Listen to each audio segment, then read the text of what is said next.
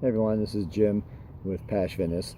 Just going to be starting my first part of a two-part series here about goal setting. And specifically, we're going to be talking about setting fitness and health goals. So what I want you to do is get a pencil ready, and you can take some really quick notes. Uh, what I would absolutely start with first is think about writing down your goal. Write it down first. And whatever loose thought you have, doesn't have to be anything crazy. It could be something like, hey, I'd like to lose weight by summer, or I want to gain some muscle by next month. Whatever it is, write it down.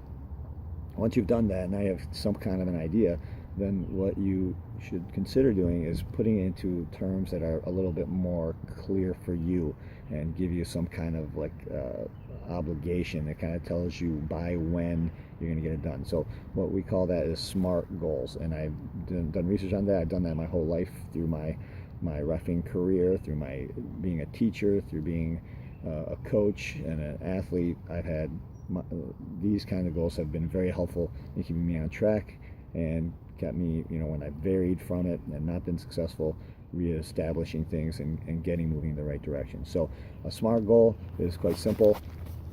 I wrote it down for you. There you go. First, write down your goals. Make sure they're specific, measurable, achievable, realistic, and make sure you have a timetable or that it's time-based. And each of those letters, if you look online, you'll find that there's several different words you can put for each of those letters, but those are the ones that have served well for me. So in terms of fitness, I'll use myself as an example. So when I started about a year and a half ago, my specific goal with starting a program, there's a 90-day program called Body Beast. I said that within the 90 days, my goal was to gain 10 pounds of muscle mass. So I knew the amount of time I had. I knew the program that I was going to use. I thought 10 pounds was reasonable. And 5 I thought was a little bit low, so I went to 10.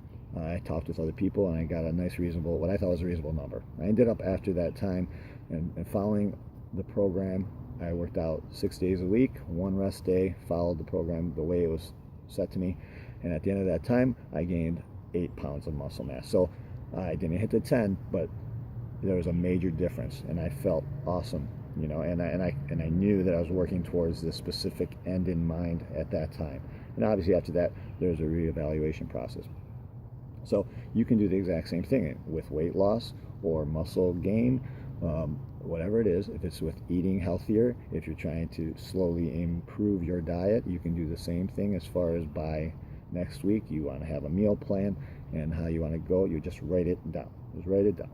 But final thing I'm going to say to you is that the goal, for it to be more likely for you to succeed, I would make sure that that goal is something that you understand why you want it.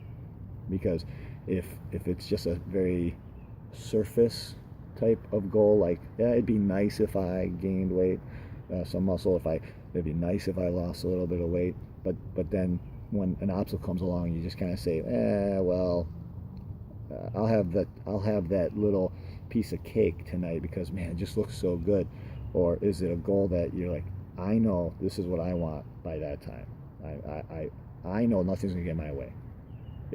If you don't have that kind of a goal, you don't understand your why, your reason. Is it because you want to be healthy for your family, that you want to be there for your kids throughout their growing up?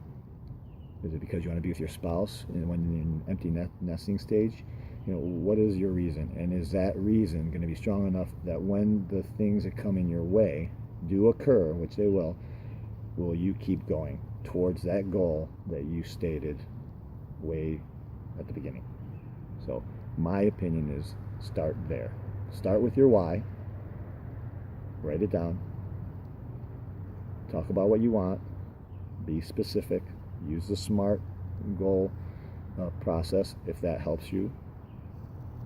And from there, go to work. All right? I hope this helped. This is our first part. Look for the next part in the series where we talk about how we evaluate and assess how we did on our first goal. All right, thanks, and I hope you enjoyed this. Bye-bye.